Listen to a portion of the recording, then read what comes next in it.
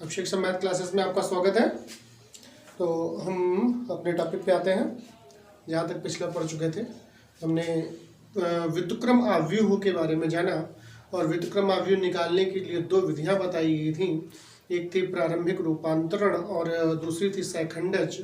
तो अब वो दोनों हम पढ़ चुके हैं। उसके अलावा एक और विधि है, मतलब उसमें एक कंडीशन दे दी जाती है, उसके हिसाब से इन्वर्स निकालना होता है। उससे पहले हम एक कमेंट्स देख लेते हैं। अरे वाह सर जी, अभिजीत सिंह धमाल मचा दिया। अरे खैर कुछ नहीं बेटा, साराना अंदाज नहीं भैया, वो मुंह से निकल गया ऐसे ही बोल दिया। सौरभ पटेल सर सारे फार्मूले लिखवा दे, वो सब लिखवा देंगे भैया, लास्ट क्लास में सारे फार्मूले लिखवा देंगे, चिंता न करिए। ट्रिग्नोमेट्री बहुत, अरे ट्रिग्नोमेट्री आती कुछ नहीं बहुत है, कोशिश करते हैं, क्वेश्चन लग जाते हैं। तुम भी लगा सकते हो, ऐसी कोई बात नहीं है, कुछ खास कठिन है ही नहीं उसमें, कोशिश करोगे तो सब पूरे लग जाएंगे। हाँ, ये इस क्लास के बाद ट्रिग्नोमेट्री इनके पीरियड डाल देंगे, कुछ क्लासेस डाल देंगे ट्रिग्नोमेट्री। इंटर में कुछ खास है नहीं, फर्स्ट ईयर में पढ़ी होगी आप लोगों ने। अखिलेश कुमार नाइस सर, धन्यवाद बेटा। चलो ठीक है, ऐसे बहुत कमेंट्स कहाँ तक पढ़ेंगे। चलिए ठीक, तो बाद में अपनी क्लास पे आते हैं जो आगे पढ़ा रहे थे। इसमें दिया गया है ए बराबर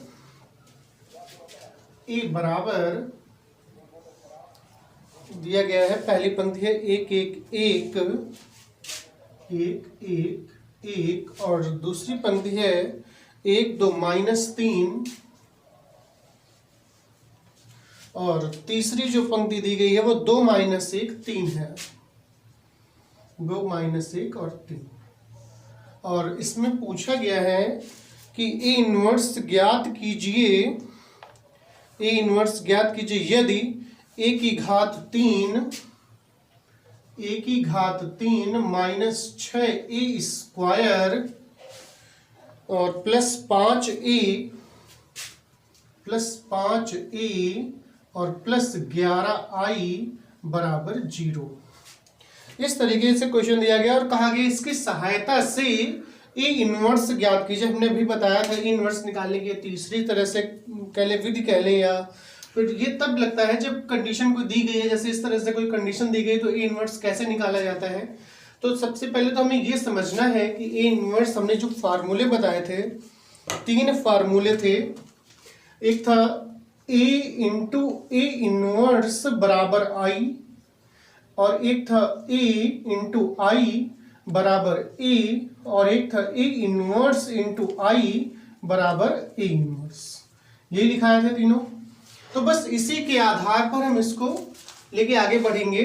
तो समस्या ये देखनी होती है कि जब हम, जैसे ए स्क्वायर से ध्यान दीजिएगा, अगर हम ए इनवर्स से इसे हम गुणा कर दें ए की घात 3 को, तो हम इसको ऐसे लिखेंगे A inverse into A square, तो ये मिलके हो जाएगा आई, और ए स्क्वायर तो ये बनेगा ए स्क्वायर। ठीक है ना। तो बस ये देखना है कि जितनी घात कही गई है, सबसे मैक्सिमम जो घात कही गई है, हमें उससे एक घात कम करके मान निकालना होगा। जैसे यहाँ पर ए की घात 3 कहा गया है, तो उससे एक घात कम कर लीजिए, ए की घात 2 हो जाएगा। तो सबसे पहले हमें ए स्क्वायर का मान निकालना होगा, उसके बाद हम इस कंडीशन को फॉलो कर सकते हैं। ठीक है, और जितना ध्यान से आप क्वेश्चन को पढ़ेंगे उतना ही आसान हो जाएगा। और बोर्ड एग्जाम के दृष्टिकोण से अगर देखा जाए तो बड़ा इंपॉर्टेंट क्वेश्चन है और ज़्यादा समय नहीं बचा है। आप जितना मन लगाएंगे अपना कोर्स में, मैथ में, तो उतना ही आसान हो जाएगा। कहते हैं कि राह जहाँ तक जाएगी राहगीर वहाँ तक जाएगा, राह जहाँ तक जाएगी राहगीर वहाँ तक जाएगा, दरिया से पूछ रहे हो कि हीर कहाँ तक जाएगा, खींच डोर और साध निशाना अपनी मंजिल का, बाद में देखेंगे तीर कहाँ तक जाएगा। तो जैसे भगवान कृष्ण ने भी कहा है, कर्म करिए फल की इच्छा मत करिए। आप अपना कर्म करिए, फिर नंबर देखेंगे कितने आते हैं, नंबर पे मत जाइए, वो तो बात की बात है। पहले आपको तो ज्ञान अर्जित करना है। तो पहले तो टॉपिक को समझ लीजिए।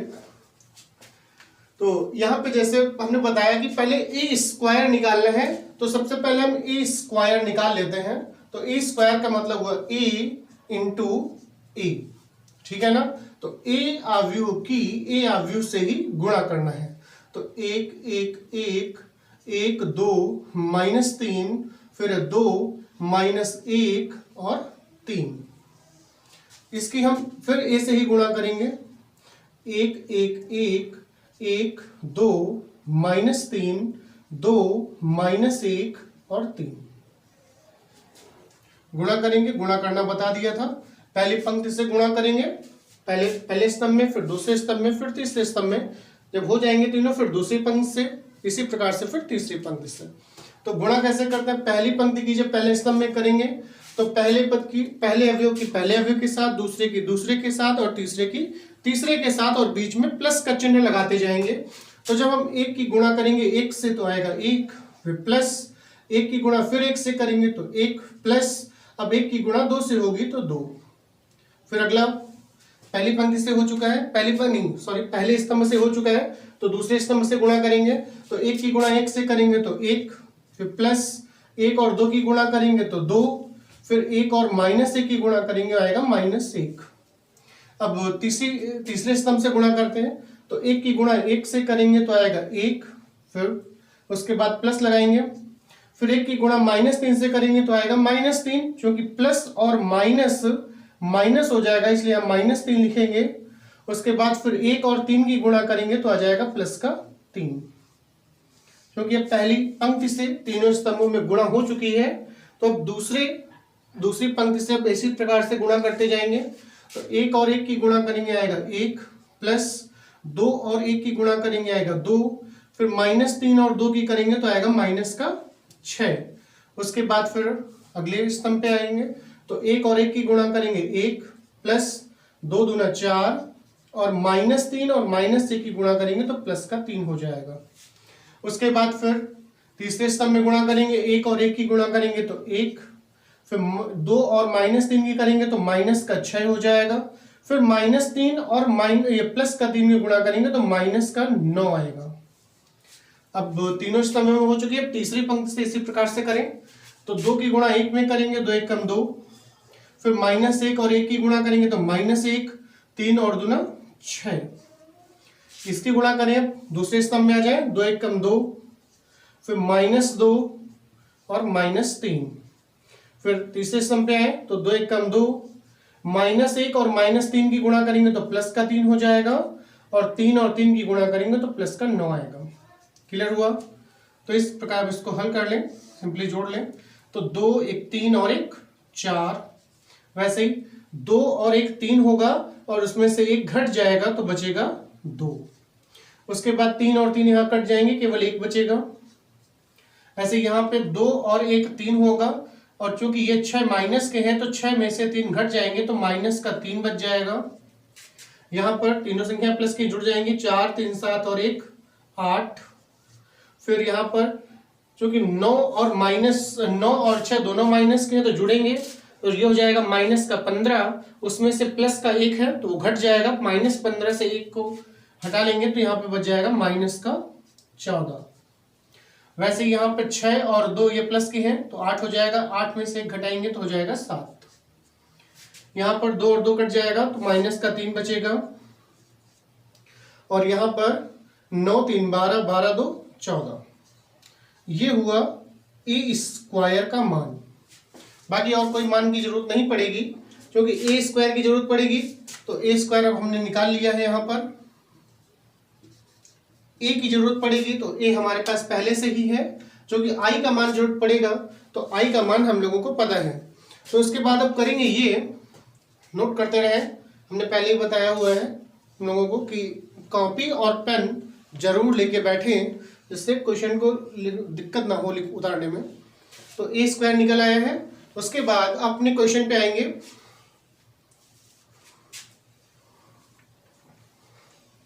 जो कंडीशन इन्होंने दी थी, तो कंडीशन को ध्यान में देखते हुए, तो ये कंडीशन कही इन्होंने, तो हम यहाँ पे लिखेंगे कि समीकरण को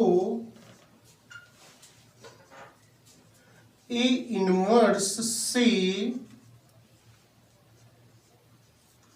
गुणा करने पर, तो ए इनवर्स से गुणा करेंगे तो इसके साथ जब ए इनवर्स से करेंगे तो हो जाएगा ए इनवर्स इंटू ए की घात 3 माइनस इसमें करेंगे तो हो जाएगा 6 A inverse into A square plus यहाँ पे गुणा करें तो हो जाएगा 5 इंटू ए इनवर्स और इंटू ए, फिर यहाँ करेंगे तो plus 11 I into A inverse और बराबर 0 में करेंगे तो 0 ही रहेगा। जैसा अभी हमने बताया था कि a इंटू ए इनवर्स बराबर होता है i और a इंटू आई बराबर होता है a, वैसे a इनवर्स इंटू आई बराबर a इनवर्स होता है। क्लियर हुआ? तो यहाँ पर अब जरा ध्यान से देखें तो जैसे इसको अलग करके अगर लिख लें a इनवर्स इंटू ए की घात 3 को हम लिखें a इंटू ए स्क्वायर, तो a इंटू ए इनवर्स जो है ये i हो जाएगा और ये ए स्क्वायर। जिस प्रकार से a इंटू आई या i इंटू ए बराबर a होता है वैसे ही i इंटू ए स्क्वायर बराबर ए स्क्वायर हो जाएगा। क्लियर हुआ? तो हम इसकी जगह पर ए स्क्वायर लिख सकते हैं। क्लियर है? उसके बाद माइनस फिर 6, वैसे ही ए इनवर्स और इंटू ए स्क्वायर लिखा है तो ए स्क्वायर को ए इंटू ए लिख लें और ए इनवर्स इंटू ए का मतलब हुआ i और ये है a और i इंटू ए का मान अभी बताया था a होता है। क्लियर हुआ? तो यहाँ पर a हो जाएगा फिर प्लस 5 और a इंटू ए इनवर्स बराबर i बताया था तो ये i हो जाएगा और प्लस 11 और i इंटू ए इनवर्स का मतलब होता है a इनवर्स बराबर 0। ठीक है ना? तो यहाँ पर a इनवर्स वाले पद को इधर LHS में ही रखेंगे, बाकी सारे पदों को पक्षांतर कर देंगे तो 11 ए इनवर्स को यहीं रखेंगे, बाकी सारे पदों को पक्षांतर करेंगे तो ये उधर चला जाएगा तो माइनस का हो जाएगा ए स्क्वायर, ये उधर जाएगा तो प्लस का हो जाएगा 6a और 5i को उधर भेजेंगे तो -5i होगा। क्लियर हुआ?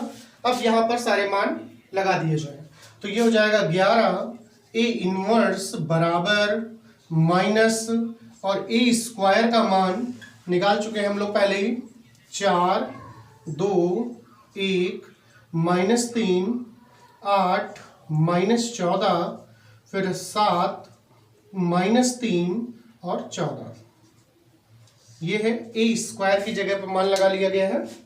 अब इसको हटा लेते हैं यहाँ से। उसके बाद प्लस फिर 6 इंटू ए का मान लगाएंगे क्योंकि ए का मान हमारे पास पहले से है यहाँ पर 1 1 1 फिर 1 2 -3 2 -1 और 3 माइनस फिर 5 और इंटू आई का मान हमें पता है आई का मान 1 0 0 0 1 0 0 0 1। क्लियर हुआ? तो जो भी बाहर संख्या लिखी हुई उनको अंदर हम पहले उनकी गुणा कर दें तो जैसे यहाँ पर है 11 ए इनवर्स बराबर माइनस बाहर लगा हुआ है लगा रहने दें 4 2 1 -3 8 -14 7 -3 और 14 प्लस 6 के अंदर गुणा कर दें तो 6 से जब गुणा करेंगे तो हमें ने पहले ही बताया हुआ है कि अवयव में जब भी गुणा होगी तो उसके सभी अवयव जितने भी हैं उन सब में गुणा होगी तो 6 की गुणा सभी जितने भी अवयव हैं जो 9 अवयव हैं सब में गुणा हो जाएगी तो जाएगा 6 6 6 6 और 6 दूनी 12 माइनस 6 18 12 -6 और 18 फिर माइनस अब 5 से अंदर गुणा कर दें तो हो जाएगा 5 0 0 0 5 0 0 0 5। क्लियर होगा? क्योंकि अब यहाँ देख रहे होंगे ये पद अवयव है वो माइनस का है, वैसे ये वाला अवयव भी माइनस का है तो दोनों माइनस के हैं तो जुड़ जाएंगे तो ये हो जाएगा 11 ए इनवर्स बराबर तो प्लस वाला जो अवयव से पहले लिख लेते हैं 6 6 6 6 12 -18 12 -6 और 18 माइनस फिर इन दोनों को, जो कि ये माइनस का है और ये माइनस का है, तो इसे पहले जोड़ लेते हैं, दोनों जुड़ जाएंगे। तो समान चिन्हों के आप जानते हैं जुड़ते हैं, तो जुड़ेंगे तो 4 और 5 हो जाएगा 9, बाकी 2 और 0 2 रहेगा, 1 0 1 होगा, -3 और 0 जोड़ेंगे तो -3, 8 और 5 13 हो जाएगा, -14 और 0 जोड़ेंगे तो -14 ही रहेगा।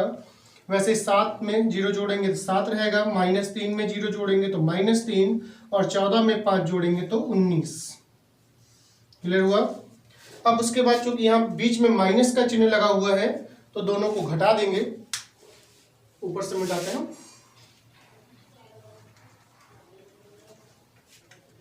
तो दोनों को घटा लिया जाए यहाँ पर, तो ये हो जाएगा 11 A इनवर्स बराबर, घटाएंगे जब तो 6 में से 9 घटेगा, कितना होगा 6 - 9 मतलब -3। वैसे ही 6 में से 2 घटाएंगे तो हो जाएगा 4, फिर 6 में से 1 घटाएंगे तो हो जाएगा 5। उसके बाद 6 में से -3 घटाएंगे तो माइनस माइनस प्लस हो जाएगा, तो प्लस का 3 होगा, तो 6 और 3 मिलके हो जाएगा 9। वैसे ही 12 में से 13 घटाएंगे तो हो जाएगा -1, फिर -18 यहां पर है और ये -14 जो कि घटाना है, तो माइनस माइनस प्लस का 14 हो जाएगा, तो -18 + 14 करेंगे तो आएगा -4। फिर वैसे ही 12 में से 7 घटाएंगे तो 5 हो जाएगा, और -6 और यहाँ पे -3 है, तो ये माइनस की वजह से प्लस का 3 होगा, तो -6 से +3 घटाएंगे तो आएगा -3।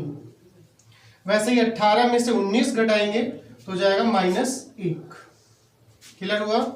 तो अब A इनवर्स बराबर, तो 11 को उधर भेजें तो हो जाएगा 1/11, और बाकी वैसे लिख दें -3 4 5 9 -1 -4 5 -3 -1।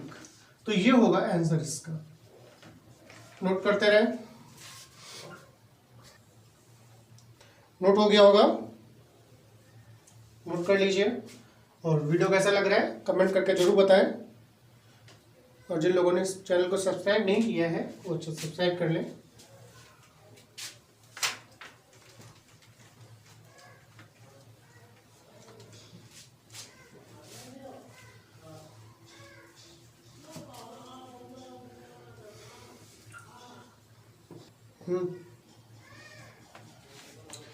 लगभग चैप्टर खत्म हो चुके हैं आपके अव्यू से, लगभग सारे पॉइंट्स क्लियर हो चुके हैं। तो अब 1-2-3 पॉइंट्स हैं, बस उन्हें समझाना है, और आप कमेंट करके बताते रहें कि आपको इसमें कौन से पॉइंट्स समझ में नहीं आए, है ना।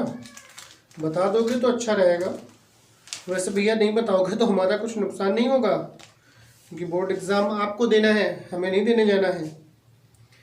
जितना क्लियर कर लोगे पॉइंट्स उतना ज़्यादा अच्छा होगा। तो 2-3 पॉइंट्स और 2 पॉइंट्स और बचे हैं, एक है उपसारणिक और दूसरा है सैखंड। तो ये होते क्या हैं पहले इनको हम जान लें, बस इसके बाद ये अव्यू चैप्टर ख़त्म हो जाएगा, है ना। तो अगर कोई भी दिक्कत हो तो बात करके बता दीजिए, या फिर मैसेज कर दीजिए, कमेंट करके बता दीजिए, देख लेंगे उसे, क्लियर भी कर देंगे। तो बात करते हैं उपसारणिक की।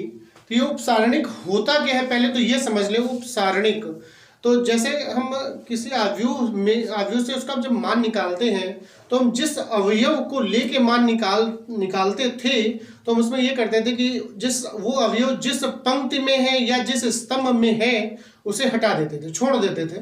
उसके बाद जो मान बचता था उसे हल करके जो भी मान निकालते थे उसे कहते हैं उपसारणिक।